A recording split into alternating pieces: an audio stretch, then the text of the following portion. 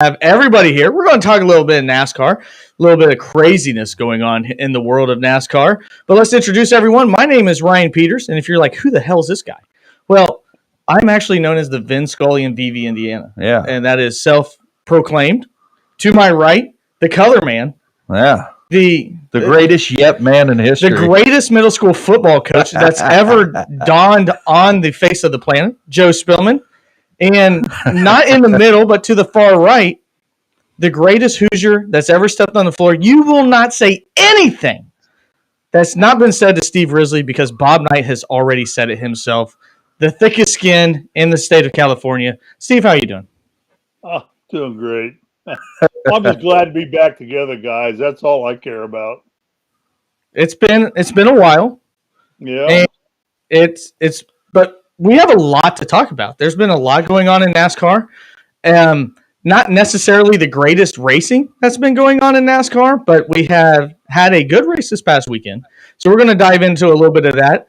We're also going to talk about actually what happened in the middle of that race, where a certain individual decided that he was just going to say, hell with everybody. I'm going to wreck everyone, and I don't care if anybody gets hurt or whatever happens. And he paid the price. For the first time since 2015, we have a suspension due to something that happened on the track. So let's go ahead and get into that. If you're wanting to know what the show is powered by, it's betting.net.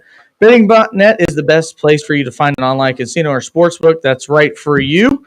And also, if you're like, hey, I listen to these guys, and they're really not that smart. Well, you know what? There's a guy named Mike Goodpasser. He has a Twitter account. You can follow him on The Grueling Truth, and more than likely he'll put you on here for free as well. So let's go ahead and dive right in. We're going to talk about Bubba Wallace and Kyle Larson. So if you have not been paying attention over the last few days, well, number one, you missed a pretty good race on Sunday. That race was at Las Vegas. And what really stole the show outside of what was a good race was the spectacle that happened inside of the race. And that was the fact that Kyle Larson and Bubba Wallace, two NASCAR drivers that are not in the playoffs, end up wrecking into each other. Let me take that away. Two drivers racing very hard coming out of turn 4. I'm not really sure if they made contact or not. I will say that they didn't. You guys may disagree. But nonetheless, Bubba, who, if you listen, does not lift until he slams into the wall, then decides to power down, hit Kyle Larson in his right quarter panel. Both of them wreck. They collect Christopher Bell, a fellow Toyota driver who is in the playoffs, just made his way in from the very last race. He gets knocked out of the race, and then Bubba Wallace decides to show the world just really how tough he is after wrecking Kyle Larson and shoving him in the middle of the infield.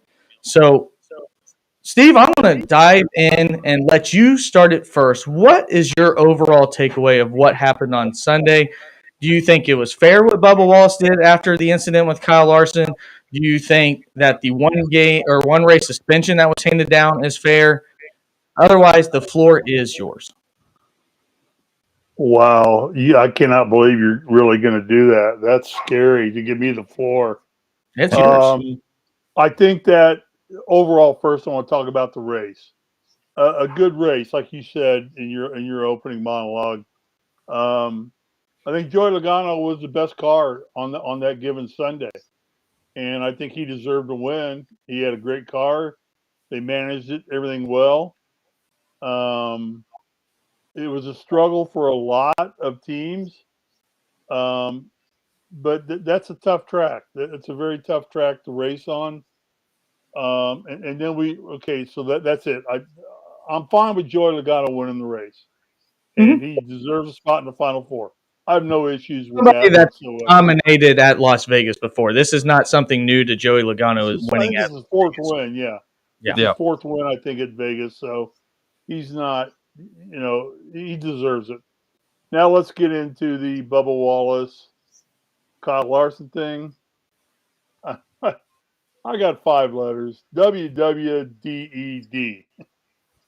Okay. Anybody decipher that? What would Dale Earnhardt do? Thank you, Joe. I'm pretty shit. Yeah.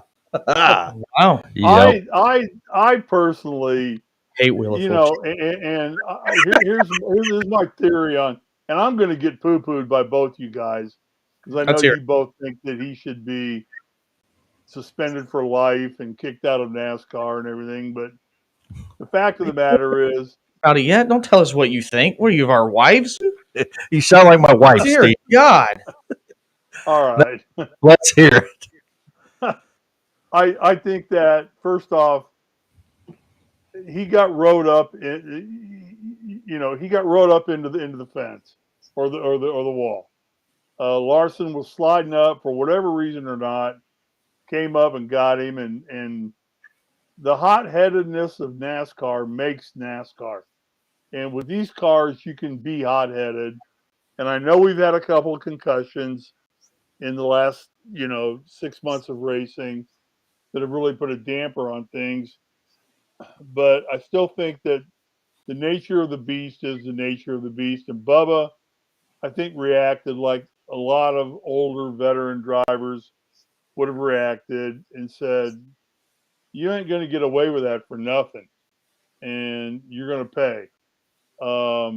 Was it too steep of a price to pay? NASCAR made their ruling on it. I stand by NASCAR's ruling. But I also say it made for the best entertainment in that damn race the whole day. Was watching them, and nothing like watching two 5'8" NASCAR drivers with helmets. Oh, they both had their helmets in their hands, bitch slapping each other in turn 1 or 2, wherever they were, and not really enjoying it. So I'm fine. I'm actually fine. I think the penalty should have been just a slap on the wrist. He shouldn't have been suspended for a race. I don't know why he was suspended for a race, because he came out immediately and said he ran me up into the wall and my front steering broke. Which is, Yeah. Did anybody check that? yeah, Parker Kligerman did a whole entire thing on TikTok to show that he mashed the gas based on the analytics. And Well, but you can mash the gas, but if you don't have if you're steering, what the right, hell? you're mashing the gas.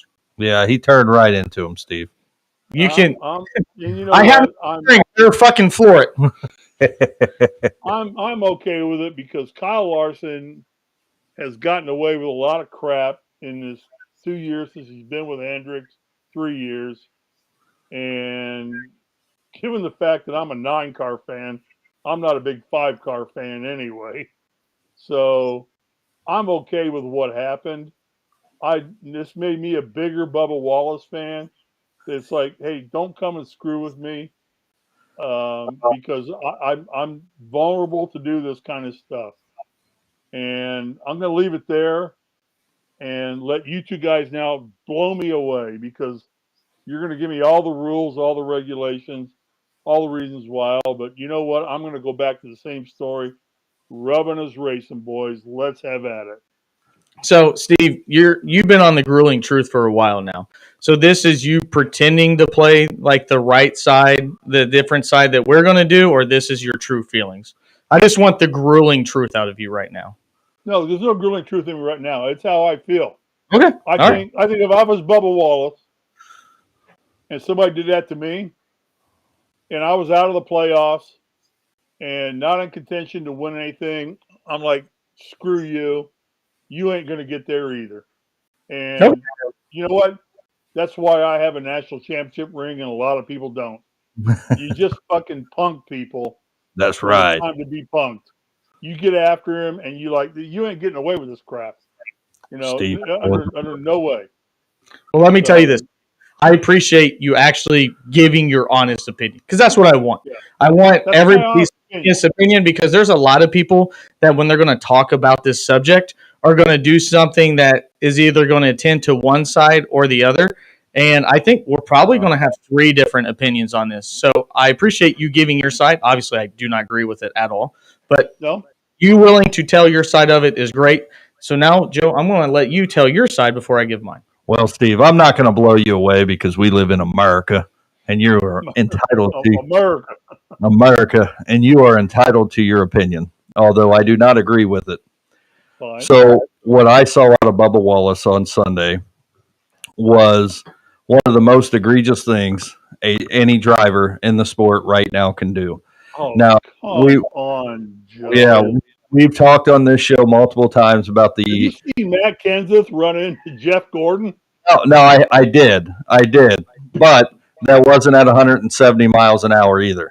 So what I'm going to say is, Kyle Larson made a racing mistake. He ran up the track and caused Bubba Wallace to bump the wall. Bubba Wallace would have finished that race probably if he didn't do what he did.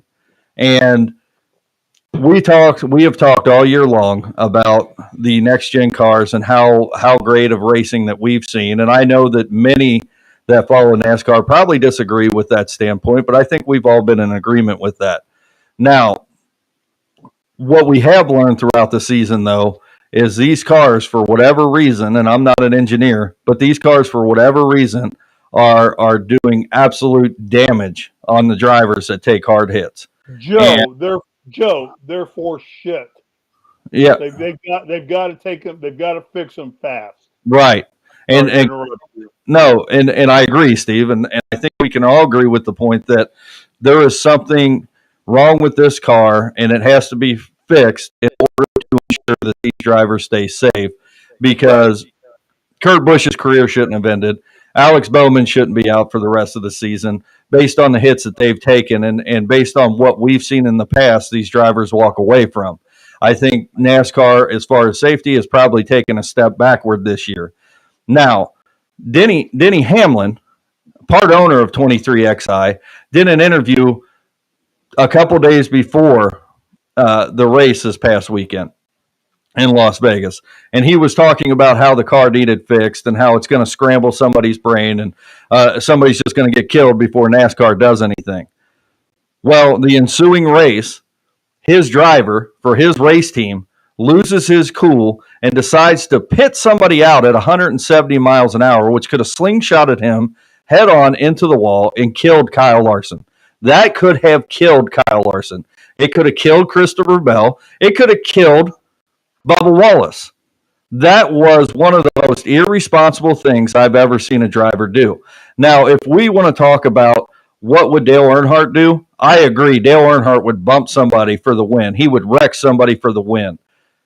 Dale Earnhardt, if his car wasn't out of the race, isn't intentionally going to take himself out of a race and send another driver into the wall because he loses his cool. Because at the end of the day, you could say what you want about Dale Earnhardt, but Dale Earnhardt was out there to win races and win races only. And he would do whatever he had to do to win a race.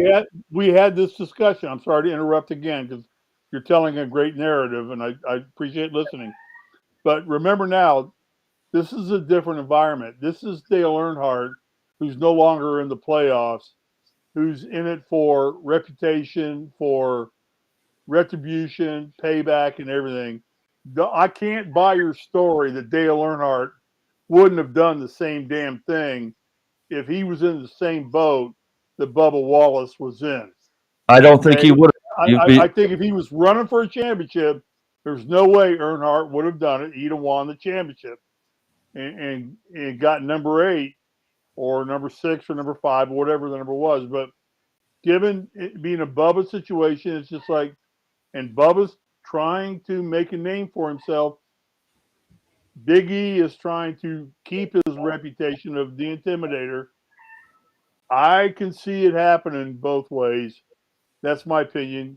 I'm giving it back to you. I apologize for interrupting. Well, Steve, and that's a question that we will never know. We can only discuss and say and speculate and say maybe that would have happened. Right. I don't agree with that, only because I don't think Dale Earnhardt was ever in a race where he was on the lead lap that he didn't think he could win, and we've seen that multiple times where he comes from 26th position up to second, third, or wins a race. So I think Dale Earnhardt was a competitor, and I think that he never thought that he was out of a race until he was absolutely out of a race. So I don't think Dale Earnhardt does that. I think Dale Earnhardt, if he's in second place with a half a lap to go, has no problem bumping somebody's bumper and spinning them out to win a race. But I don't think Dale Earnhardt pits somebody at 170 miles an hour to slingshot them into the wall. And that's my piece on that. And Ryan, I'll turn it over to you. Ryan, let's hear it, buddy. So number one, I don't ever remember seeing any video footage of Dale Earnhardt right hooking somebody. So I will say that. I mean, I'm not saying that Terry Labonte at Bristol. That's at Bristol. He bumped him, quote unquote. He put him in the wall. He bumped him on his rear end. Turned him backwards. He hit him head on after he bumped him into the wall. Steve, we're talking about 90 miles an hour opposed to 170 he did not on a short track. Hook him. He did not right hook him. That's the difference you have to change. Okay? You had the floor. Now it's my turn. So the thing that I will say that. Now, what did cost him his life was that he got right hooked and went straight head on into the wall. Now, that was something different because it was pack racing, but at the end of the day, if Dale Earnhardt Jr. doesn't get hit on the right rear end, he doesn't go straight up the wall and hit into turn 3, and he's still living and driving today, God willing. That being said, the reason why the precedent was set with NASCAR today is because you do not hit somebody in the right end. That is something that is the unwritten rule of motorsports. You can hit somebody in the left end. You can hit them in the ass end, just like William Byron did Denny Hamlin, just like we've seen multiple times. But you cannot, especially on a straightaway going into the quad oval, hit somebody in the right end and send them not only headfirst into the wall, but to incoming traffic. That is something that in motorsports, you do not do. It doesn't even need to be said. I mean, Joey Logano came out today on SiriusXM and said that he believes that Kyle Larson could have lost his life. And I agree. And you might say that that's hyperbole, like it's dramatic, it's, too much emotion into it. But let's be honest. We're talking about drivers going 170, 180 miles per hour. And because you got upset, because quote unquote, you don't lift, that's what you retaliated as. Bubba Wallace didn't have to hit the wall. Kyle Larson used him up. I believe that Kyle Larson didn't even hit Bubba Wallace. He was forced 3 wide. We know when you're forced 3 wide, because Kevin Harvick was on the bottom, that the guy in the middle is traditionally going to slide up the track because the air is pushing that way. In Bubba Wallace's own words, he says, I don't lift. If Bubba Wallace lifts at the beginning of a race, we're talking at the beginning of stage 2, he doesn't hit the wall. But he decided that he doesn't lift. And the reason why this is so polarizing, and this is where I'm going to come from, is because Bubba Wallace, the person and what the media has created are not the same people. Bubba Wallace was thrown into something that never needed to happen. Okay? We all know the FBI incident was a hoax. Let's just go ahead and say it. Never should have been brought to his attention. And all 3 of us would have never had anything bad to say about Bubba Wallace. He was a driver in NASCAR. He was one of the only minority drivers in NASCAR. From all we knew of Bubba Wallace is he was making his way up. He came through Kyle Busch Racing. He had more accomplishments than Matt DiBenedetto ever did. He actually won a race in the Truck Series. So he earned his way to get into NASCAR. He threw football with the fans. I think we all had a pretty decent perspective of who we thought Bubba Wallace was. Then comes the Talladega incident. We find out not only was Bubba Wallace not there, but for the fact that he then ran with the incident. And that's where you draw the line in the sand as fans, as fans that go, well, why is he running with this story if it never happened and then he was never there? That's what made Bubba Wallace polarizing. If Bubba Wallace came out and said, I wasn't there, evidently what's going on in the country right now is everybody's, on the edge of their seat. This is not one of these incidents. Let's just go ahead and, let's forget about this. We can unite as people. Everybody in this garage loves me. I love them. And let's move on as human beings. That's not what happened. Bubba Wallace ran with it. So what has Bubba Wallace then since been? He's been the face of NASCAR. Based on what? Not winning. His only win before this year became after a race barely over halfway was rain delayed. So the normal fan that watches this sport, and I'm going against the other side of this too, the Matt Walshes that don't watch NASCAR and all the other stupid conservative guys on Twitter that want to then take shots at Bubba Wallace that don't watch NASCAR. This is now Bubba Wallace, the guy that's on the cover of NASCAR 21 Ignition, a video game for kids. Why is he on the cover with Ryan Blaney and Chase Elliott? What has Bubba Wallace done to be on the cover of a NASCAR video game? Any other guys ever been on the cover of a video game that's ever won one race? No. That was halfway short? No, damn not. He's on the front of every single Fox and NBC teaser for the next race, surrounded by NASCAR champions. So the reason why this happened, not because Bubba Wallace wants to prove himself in NASCAR, Bubba Wallace wants to prove himself to himself. He has been a media-created monster who has lost his way. He wanted all the benefit of the fame, but did not like the shots at him that came with it. Because people see right through this bullshit. Bubba Wallace isn't one of the best drivers in NASCAR. He's a good one. He's done enough to win a race this year, dominate a race this year. But everybody sees through the fact that he's nowhere near Kyle Busch, Martin Truex Jr., Denny Hamlin, Chase Elliott, Kyle Larson, but he's put right there in front of everybody's faces to tell you that he is. So what's he have to do? He has to pretend to be something that he's not. And he wants to pretend to be a tough guy. He wants to pretend that the world's against him. The world is only against you because you decided you were going to take this shot that the media gave you to capitalize on an incident happening in the United States, not because you're a good NASCAR driver at the time.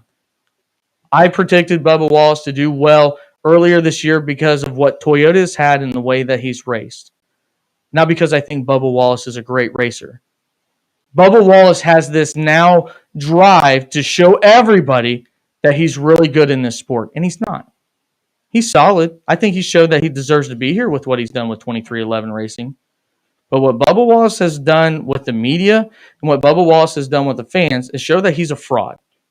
He's somebody that doesn't look at himself in the mirror and says, I'm okay with what I see. So now when somebody hurts me, I want to be this fake-ass tough guy and try to punk fucking Kyle Larson of all people. Try to punk him out because he got ran wide into the wall. And like you said, Joe, he could easily finish that race until he decided that, nope, I'm going to wreck everybody. And then he posted a statement this morning, not last night, not Sunday night. He posted this morning. Why? What do you think? Because he knew he was getting suspended. His publicist knew that he needed to throw the extinguisher on the fire, and not one time did he apologize to Kyle Larson for being a punk-ass bitch the way he was after that race. That's how I feel about the situation. I thought the penalty was just. You do not right-hook someone. Kyle Busch right-hooked somebody under the caution flag and got suspended cup races. That's the right thing to do. You do not hit somebody in the right rear end and expect to get away with it. That is one thing you do not do in this sport. And I'm the guy that doesn't like to see people wreck anybody anyway. But the one thing you do not do is put a driver's life at risk and hitting them in the right rear end and sending them up the track, head first into the wall or into incoming traffic is the number one way to get a driver hurt. Agreed. Now, I'll take it one step further, Ryan. You know, you said that the penalty was just. And I know, Steve, you said that, you know, you don't really agree with any suspension. I guess I'm the only one sitting here feeling that he probably should have been wrecked or parked for the rest of the season. I don't think he should be in a car for the rest of the season. The only way that the reason why I feel that way, but I don't think that would have ever happened because the precedent's already been set that you can wreck people. And I agree with that.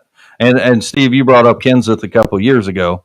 I think that was a little bit different situation. And he got parked for that. And he did. But I agree, you know, that NASCAR, and we've talked about this, and I forget what incident it was earlier in the year when we had some, you know, bumping and some wrecking going on. And I don't know if you remember, Steve, but we talked then that the precedent had been set with NASCAR to do absolutely nothing when tempers got out of control. I believe that's actually when Joey Logano wrecked William Byron to win at Darlington. It might have been a really long discussion about that. Yeah, I don't know. Do you remember that, Steve? Yeah, roughly. That's a long time ago, though, so I can't recall it right off the top of my head. But well, let me ask you this, Steve. I mean, you obviously believe that. What is too far? What is too far? Does it require an injury? I mean, we've already seen that you can barely rear end the back wall or with the rear of this car and get a concussion. What precedent has to be set that a driver gets suspended in NASCAR? After listening to you talk, you make a great argument. Um, I'm just a lot older than both of you guys, and I'm from the old school of NASCAR when rubbing was racing, and retaliation was a big part of the sport. And I listened to you, and you made an eloquent rebuttal to my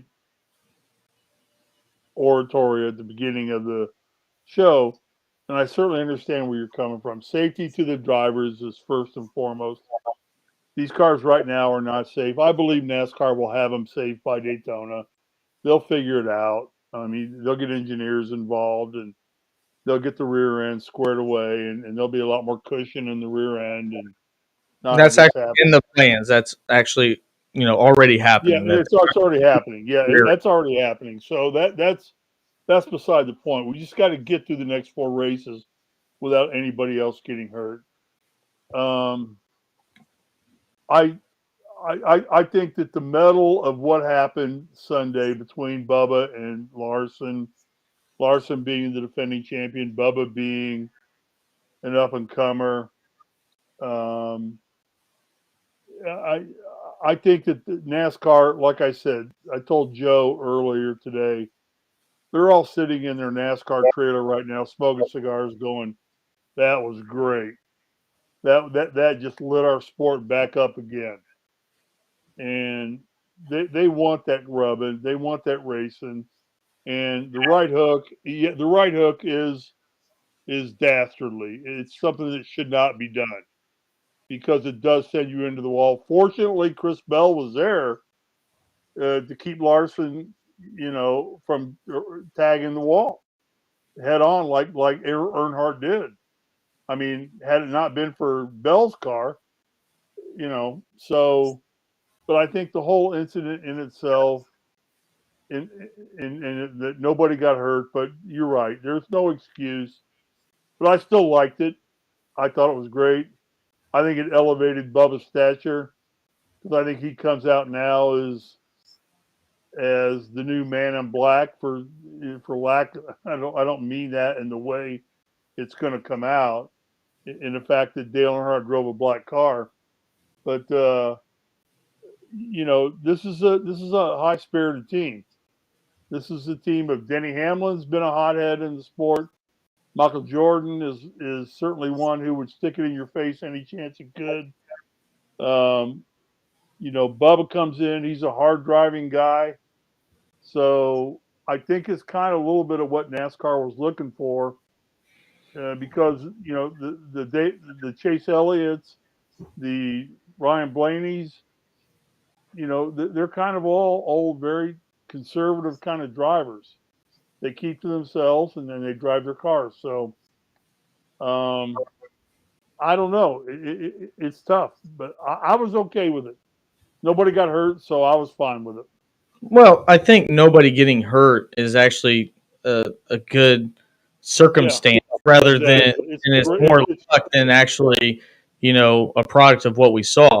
Going back to the guys that own Bubba Wallace's car, I mean, Denny Hamlin's had his own problems where he's been wrecked this year by Ross Chastain. And what has Denny Hamlin done? He's really just played cat and mouse with Ross Chastain, but never right rear hooked him. Going back to Michael Jordan. Michael Jordan got the living shit beat out of him by the Detroit Pistons due to Jordan rules. Did Michael Jordan ever throw a punch or try to hurt nobody?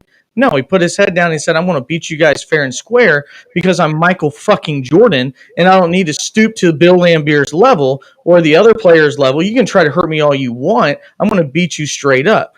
Bubba Wallace did not take on that persona. He just said, no, I'm going to send you straight up into the wall. And if you get head on by somebody at 170 mile an hour, well, I'm Bubba Wallace. My feelings matter over yours. Now, and so, Steve, I kind of disagree with your point that, Bubba Wallace is going to come out on top of this. And you mentioned that, NASCAR, the executives in NASCAR are sitting around thinking it's great. They probably do. Oh, they do. Actually, Las Vegas has already put this on their flyer to renew tickets. So, it's going to sell tickets, but I don't think, and as we're sitting here right now today, I don't think that Bubba Wallace's career ever recovers from this incident. Bubba Wallace has just become the most hated NASCAR driver of all time in the history of NASCAR going forward. And he is. There is no way he recovers from this from a Oh my of God! gaining fans. He is going to All become right, hated and all more right. hated. Okay, finish it You off. Finish it off. No, I'm just saying I disagree with that. I don't think that his career moves forward in the perspective of gaining any fandom. I think NASCAR will use it like they are, and they will continue to promote it and continue to sell this as what it is, as drama. But I don't think he gains fans from this. So I disagree entirely. I think that there are a bunch of rednecks out in those stands that are going to like Bubba Wallace a lot more now than they did because he went after Kyle Larson, who's NASCAR's darling. It would have been the same if he went after Chase Elliott. I just think he would have. I think that's what's going to happen. And the most famous line in NASCAR that I can remember came from one man. I don't care if you're booing me or cheering me. As long as you're making noise, you know I'm there. yeah, that's a good point. Who said that? Who said that? The Dale thing, Earnhardt. yeah, the thing Dale that Earnhardt.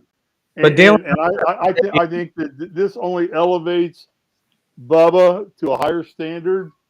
He is for good or for bad, and Ryan and Joe, I get both your arguments. I get, and you're right. You're technically right, but for the sake of sport and entertainment, Bubba becomes a marked man now and a hero, and now he becomes a player in the game, and it's almost like winning is going to become secondary to him just being the enforcer in the sport. And that's kind of how I feel about it, is that he just says, he said today or Sunday, I ain't taking shit from anybody. I don't care if you're a defending champion or what. You run me into the wall, I'm going to put you back into the wall. And Ryan, you're right. It was too dangerous of a move. And he got his penance. He's suspended for a race and he got it, but this ain't going to stop him from doing it again. I don't believe so. I just don't know why we're comparing Bubba Wallace to Dale Earnhardt. Dale Earnhardt had the resume to say what he wanted because he won 7 championships and he was the most loved member of NASCAR. I mean, nobody loved Dale Earnhardt. The early point. When I first started watching NASCAR, he was the most hated villain in NASCAR. Okay, until he won 7 championships, and then he literally passed all of his fan base to his son. That's when you two were born. Not nearly the same success, and his son kept winning the most loved driver in NASCAR. His son won what? 20 races. Steve, he's in the Hall of Fame is still beyond me. He's nowhere close, but he's still the most voted loved driver in NASCAR because he gained an entire fan base when his dad passed away. So Dale Earnhardt earned that. Bubba Wallace hasn't earned anything. He's got 1.5 wins. I give the half win because of the rain delay when 52% of the race was complete. He ran away with Kansas. Bubba Wallace has done nothing to earn the respect. He's opened a demographic that's somewhat new to NASCAR and maybe can hold on to. But if you were 50-50 on this and you watched what happened Sunday, I don't think you come away being a Bubba Wallace fan. I actually think the drivers in NASCAR who walked out with Bubba Wallace because of all the incidents that happened after Talladega, you saw it with Joey Logano going, well, I don't want this dumbass trying to right hook me if we race hard. Because that's not what you do in this sport. I think the amount of respect lost this Sunday almost rivals what Ross Chastain done this entire year because not one single person in the garage goes, well, I know we've done a lot of stupid shit. but I didn't think anybody was dumb enough to right hook somebody. And Bubba Wallace did that.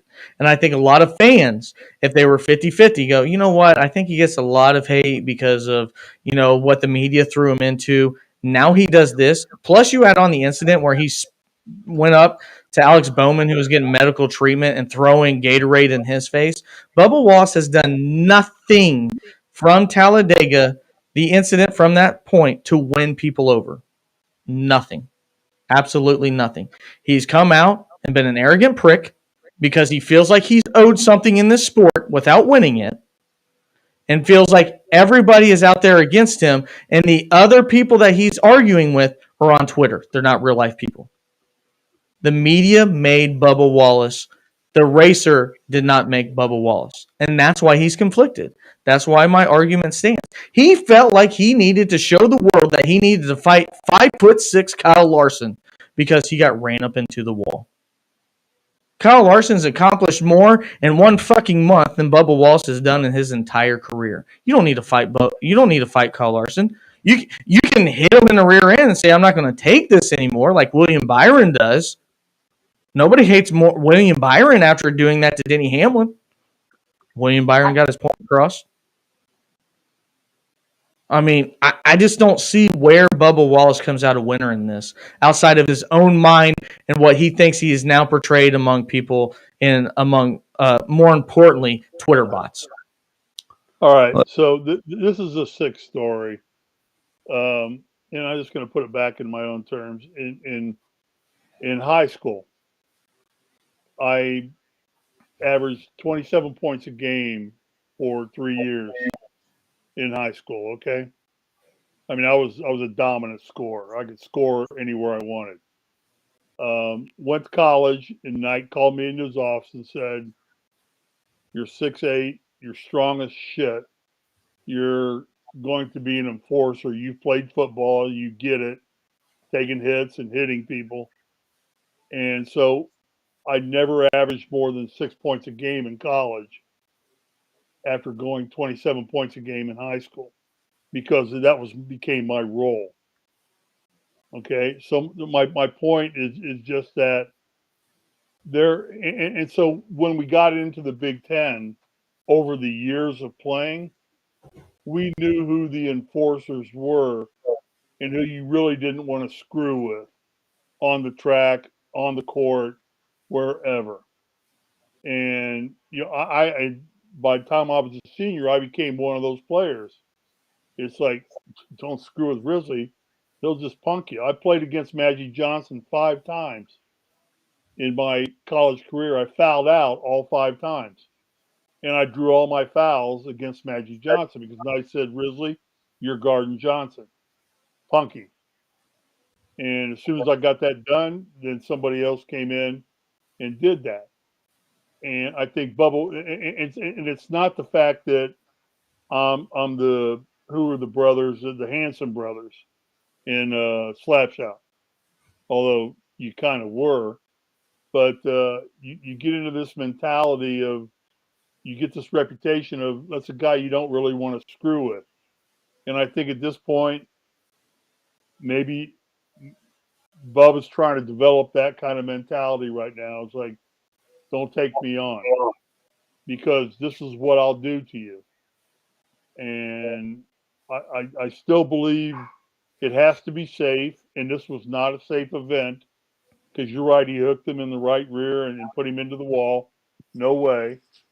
But I think it's what the sport still wants to see happen is the enforcers, and I'm okay with it. I'm just okay with it. I'm sorry he got his, like I said, he got his penance. So, Hey, but Steve, I agree. I'm okay with it. Who had a better career, you or Magic Johnson? Oh, well, no shit. I live in Granada Hills. Magic lives in Beverly Hills. Magic Johnson didn't need, because of his talent, and to be punked. I mean, that's my point the entire time. If you have enough talent, Right. like Michael Jordan, he didn't Right. need that. So, I mean, talent alone can rise above what other measures you have to do to win. And I think that's why we see people in NASCAR Yeah. that stoop to that level usually end up being really good outside of the one person that you mentioned, Dale Earnhardt. But again, I will say that I never seen Dale Earnhardt right hook somebody, but Right. not saying it's never happened. Well, and I'll say this before we end the topic because Move we've on. Yeah. 40 minutes. But, to your point, Steve and Ryan, I really hate, and I think you're right. I think that is persona, and you've talked about it, that Bubba Wallace is going to try to portray for at least the foreseeable future in his career. And that kind of saddens me because, while we sit here and talk, what has Bubba Wallace done, which is absolutely nothing other than a truck race on dirt at Eldora, a half win at Talladega, and a win this year. What has he done? Nothing. But I think, and I thought that he could become a good race car driver and he could learn how to drive these cars and compete for championships in the next couple of years. He's never going to win 7 championships like Dale Earnhardt, ever. I mean, he doesn't have enough time left in his life to do that. But I thought he could become a good race car driver and compete, and I thought that he could bring in new fans and more diverse fans to NASCAR, and he just polarized himself, I think, to the point where that's all done, and he fills that role that you're talking about, Steve, of being the enforcer in NASCAR, and that kind of saddens me. Fair enough. I see that as a role that's going to put a lot of money in his bank account. No, it will for sure, and NASCAR's going to love it because they got exactly what they wanted. You know what I did after the race? Right after the race, I went to McDonald's and got my dogs 2 cheeseburgers plain and me a Big Mac and fries. Did you LaCroix water? And my LaCroix water, which is right here. Still drinking it. I'll close the topic. I went and got me a Big Mac. So I'll close the topic. I think you guys are right. I think you guys are right, and definitely from all of the business and technical aspects of what's going on. Like I said, I'm 63. I'm old school NASCAR. Waltrip, Schrader, Earnhardt, Labonte, Trickle, Dick Trickle. Those guys, if you rubbed them wrong, they just put you into the wall. Well, nobody rubbed Dick Trickle. What were you going to say, Ryan? No, the only thing that I'll say is that whatever Bubba Wallace became before the Talladega incident and what he is today is not the same person. And I think that everybody had either a neutral or a favorable side of what they viewed Bubba Wallace as. And I think, unfortunately, what happens when you have the media lead the narrative of who you are, you run with that. You also have to face the consequences of that. I think we all wanted to see Bubba Wallace become a successful NASCAR driver. I don't ever negatively root for anybody in NASCAR unless they wreck Kyle Busch, and he can do that by himself now. So I don't need to worry about that. But I think a lot of people too can also see through the facade that the media now presents. And if anything, over the last 3 years, the media has done a great job of showing how unrealistic they are to try to prove their points or elevate somebody that doesn't need it. And I think Bubba Wallace is more of a victim in that standard because I thought he saw an opportunity, and he, like you said, Steve, he's getting a hell of a lot of money out of it. But at the same time, there is a lot of publicity too. So I don't think it hurt Bubba Wallace at all. It definitely didn't hurt his bank account. No, it didn't hurt him either. Well, let's go ahead. I don't think and nobody expects him to win 7 championships or be on the flight path of Kyle Larson or a Chase Elliott or anybody or Joey Logano. Nobody expects him to be on that flight path, but I think he's going to make his mark in the sport. And I think this was, well, like I said, the penance is being paid. I still think he's going to come out smelling better out of this than worse by the time it's all said and done. Well, let's move on. We got other things to talk about. I hope that's what everybody gains out of watching this show compared to other shows that you may watch. Yeah. There are 3 completely different opinions. You don't have to like every single one of ours. Nope. Gain something from all three of us, because that's why we used to do this show. That's why we bring it to your attention. And that's why it's not fake. This is supposed to be the grueling truth. We all have our own opinions. We want you to gain something. Steve, Joe, you all bring something that I have never thought about before, any discussion that we ever do. So I hope that the listener does the same thing. You don't have to agree with all of it. Okay, so Ryan, let me ask you a question, and Joe, jump in. Ryan, is Kyle Busch being punked by JGR right now? Let's make this like a 5-minute conversation. Do you want to go first, or do you want me to? You guys go at it, Ryan. Now give Ryan the floor here. Is he being punked? So Joe Gibbs is supposed to be a very Christian man, and he's a former Hall of Fame coach, and his tire didn't fall off on purpose. Joe, I'm going to move it to you. His tire didn't fall off on purpose, or it didn't fall off. Maybe I should have said by accident, not by on purpose. What about the engine blowing up? Yeah, they put sugar in it. Yeah. So, okay, Joe. Before you talk, can I say one thing? I agree 100% with Ryan. Now it's your floor. I'll say this. I'll say Kyle Larson. Kyle Busch did not have his best career or best season of his career. But he had a good season coming into the playoffs. In the first round of the playoffs, just after he announced that he's going to RCR, can't even compete in the playoffs. 3 blown engines in 3 weeks, or 2 blown engines and another mechanical problem in 3 weeks. When all the other cars are fine, by the way, I think there is at least something, I'll say, fishy going on there. I think that Kyle Larson, I did it again. Kyle Busch was probably set up for failure because the last thing JGR wanted, the last thing Toyota probably wanted, was a driver winning a championship and then going, hey, I'm going to go drive a Chevrolet now. Yeah, especially when Kyle Busch has taken Chandler Smith and others with him to Chevy. But one last topic, we'll jump in this one real quick. Wait! I got a sub. You got to answer that. Hang on now. Hang on. I got 2 topics left. Okay. Two. This is 11:40. We got a radio show to do, Steve. Oh, do you? Oh, I'm sorry. Okay, quickly, Ryan, and just let Ryan talk here. What does Kyle Busch? See, I didn't get it wrong. What does Kyle Busch do at RCR next year? Does he win multiple races? Does he qualify? What does he do, Ryan? Just let Ryan answer it. That's all we need. Tyler Reddick's speed has given me hope that he actually can compete next year. I think that with him showing speed in practice and in qualifying, I think at this point right now that Kyle Busch is a better racer than Tyler Reddick. I think he has a lot more hope than what I would have conceded more than likely a month ago. So if he ends up winning 2 races next year, I think it's a successful season. I think he will. I think RCR will be a player again. I think Kyle Busch is still that good of a driver. I hope. I believe it. Okay, one last question I had. You guys maybe wanting to address this later on or whatever.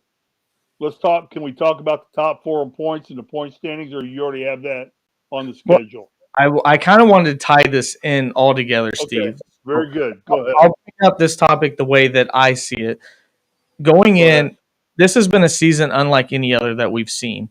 I mean, you talk about Chase Briscoe, three positions away from making it to the Final 4. And Joe and I have kind of talked about this on our own show, but I wanted to talk about it with you, Steve, and maybe, Joe, your perspective has changed. Say Chase Briscoe makes it. Say Christopher Bell makes it. Say Ryan Blaney makes it into the Final 4 and wins the championship. Is this season going to be looked upon in retrospect as something that is an anomaly and maybe never given the credence that it should be based on the chaos that we've seen with the car, especially in the playoffs, and the fact that there has not been a dominant driver all year long? Are we going to look back at 2022 NASCAR season and go, that was just a crazy-ass season, we'll never see nothing like that again? Or do you look at whoever wins this season, Steve, as somebody goes, you know what? He went through the gauntlet. There was 19 other winners, and this person rose on top. I think he's a legitimate NASCAR champion. Yes. Yeah, I think it's what NASCAR wanted. They wanted parity. They've gotten parity. This car delivers parity. They're all learning it now. That may span itself out in the next couple of years when they start to figure out this car.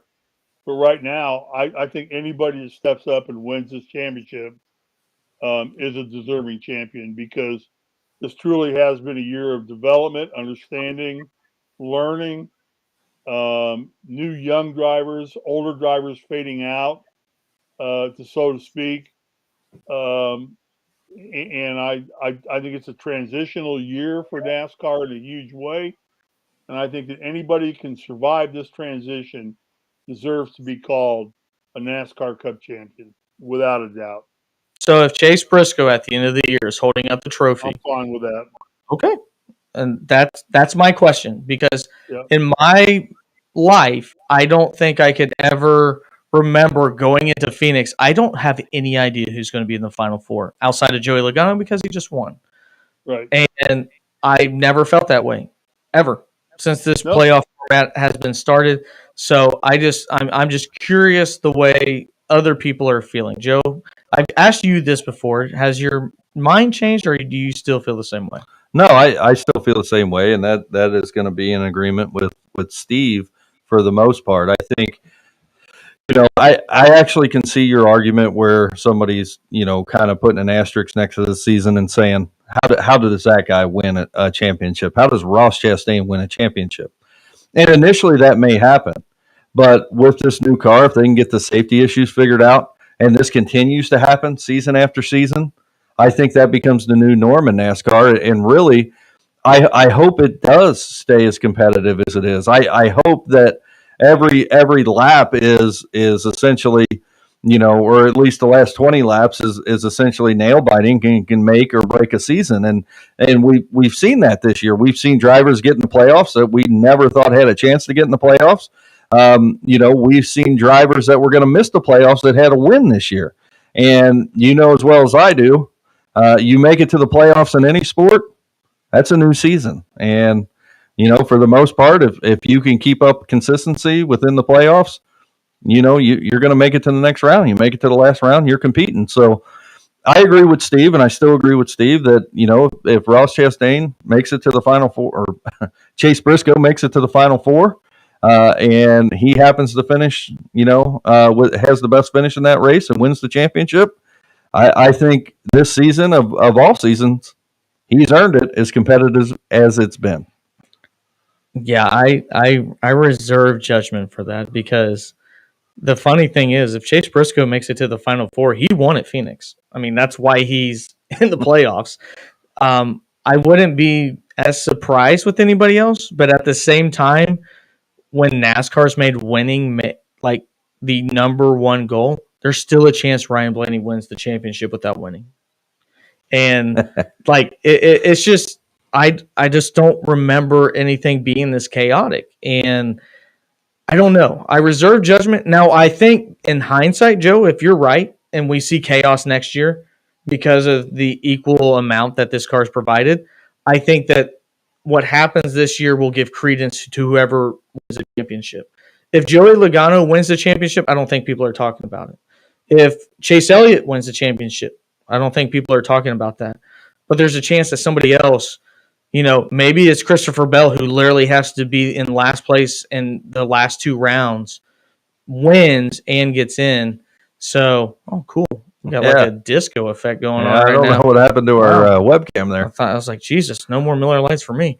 But I just think that looking back on this, you guys look like Martians. I know. I don't know what happened. So, purple. Yeah, that's what happens when you go after a quarter after till 12 on the East Coast. But, I will say this.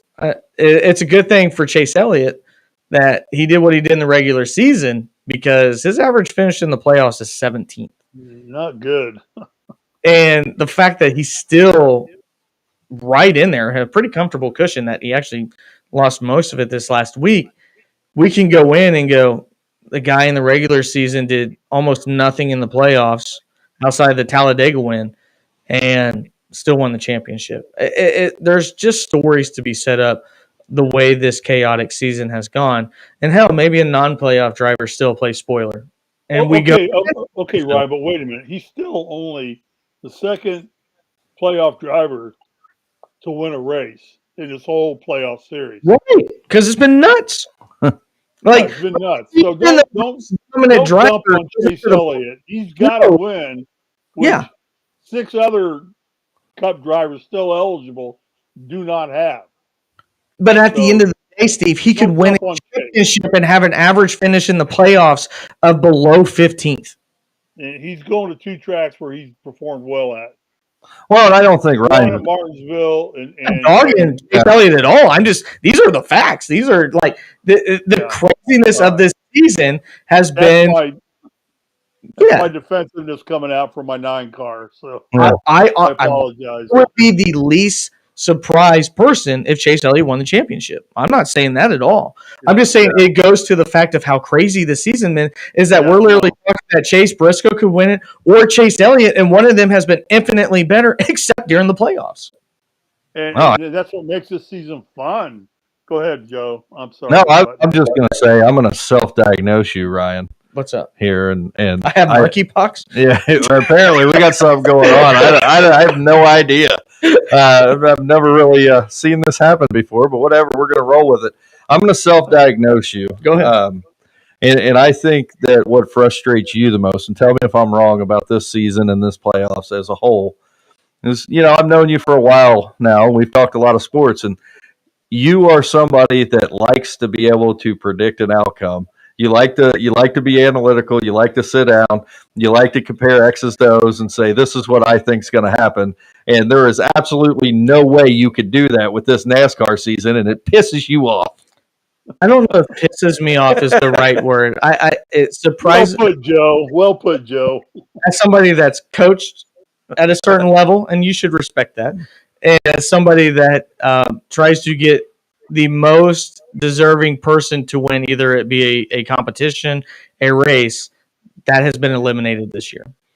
I go into every single race having no idea what's going to happen, and this championship has been no different. So I would agree with that assessment. I don't know if it pisses me off. I don't get mad when somebody wins a race because I enjoy it. The thing is, like, I'm a Kyle Busch fan. I want Kyle Busch to win, but I don't get upset that somebody else rightfully wins a race. Right, I get it. So, well, Steve, you have any closing comments? No, other than we're under an hour, so let's wrap this show up. Get it done in under an hour. Great show, guys. I enjoy the dialogue. We got 4 races to go here? 3 races now? 3. Yeah, we got Homestead, Martinsville, and then Phoenix. And it's going to be very fun to watch. And very much enjoyed my time with you 2 guys again, and hope we get to do it again before the season's over. Steve, wrap it up, guys. Before long, on Froggy Talking Sports on 95.9, we'll need to talk about Candy Stripes because that's moving really quick. And it's been the first time in a while most people have the team in Crimson and Cream actually winning the Big Ten. Yep, I'm calling it the Return to Relevance Tour this year.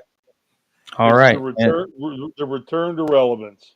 My Indiana, question after this season, will become a relevant basketball team again, and I believe that in Mike. Hope so too. And his staff and the talent he's brought into this program, and I'm excited as hell. And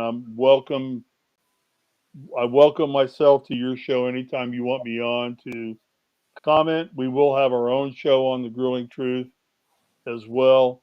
But, you guys are friends, and I'm available to you on a moment's notice. I'm retired. I want to clarify that. It's Mike Woodson staff, not Mike Goodpasters. One of those actually gets compensated. No, okay, yeah. No, it's not Mike Goodpasters. I just want to. Mike Joe- Pastor staff sucks. No. Yeah. We're right here. No, It's us. I just wanted to make sure we are with Froggy and Joe talking sports, like Ryan said. We are going to get into IU basketball, and I was just going to make sure that you were going to join us and give us your national champion input on what we think. Call me, and I'll be there. Yes, the Yeah, microphone. that's all you got to do. Just reach out and touch me. Call me. Where that song was. The Supremes. I'm not going to touch. I'll be there. No, that was Steve. You're going to get us copyrighted. Yeah, you've been in California for way too long. No, you got 20 seconds. I know that for a fact. You have 20 seconds before you get copyrighted. I just don't want to touch you. That's all I'm trying to say. Well, with you singing, I don't think the Temptations or whoever you're singing is going to. We didn't copyright anything. Somebody end the show. End the show. All right, guys, that's going to wrap it up. We appreciate you tuning in. Like always, the Grilling Truth brought to you by betting.net. Betting.net, your best place to find an online casino or sportsbook that's right for you. My name is Ryan Peters with Joe Spilman and Steve Risley. Thanks for tuning in.